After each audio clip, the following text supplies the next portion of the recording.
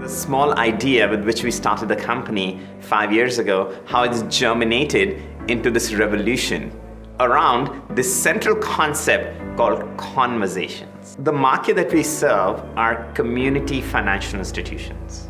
These are credit unions and community banks across America. Now these credit unions and community banks, how are they different than, let's say, the mega banks, let's say Wells Fargo or Bank of America? The way they're different is that they serve local communities. And how do they serve these communities? By building relationships, by trying to understand what these communities need. And a lot of these relationships are formed through conversations that they have with their customer base or their member base.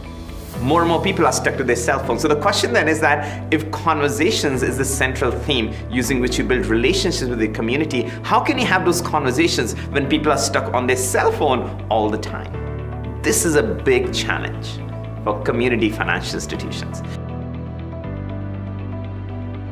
So what we've done is Eltropy. For the first time ever, we've created a digital conversations platform. So whether, let's say, your consumers want to talk to you on the phone via voice call, whether they want to text to you, whether they want to chat with you, whether they want to, let's say, jump on a video call, we provide that platform that these community financial institutions can use to have conversations with their consumers, build those relationships, and then service their communities.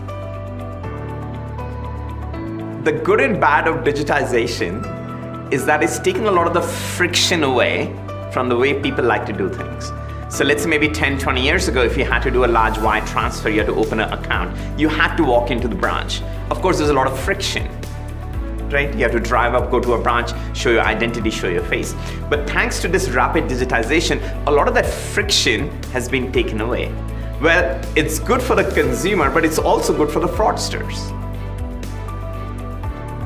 So when friction goes away, well, what can a fraudster do? Go on a website, impersonate you, open a bank account, maybe write a fraudulent check in your name, and you have no idea how that is happening. So this is where a conversations platform comes in. So a lot of the technology that we provide, for example, text messaging or video banking, for certain transactions, what the CFIs can do, they can add some more friction.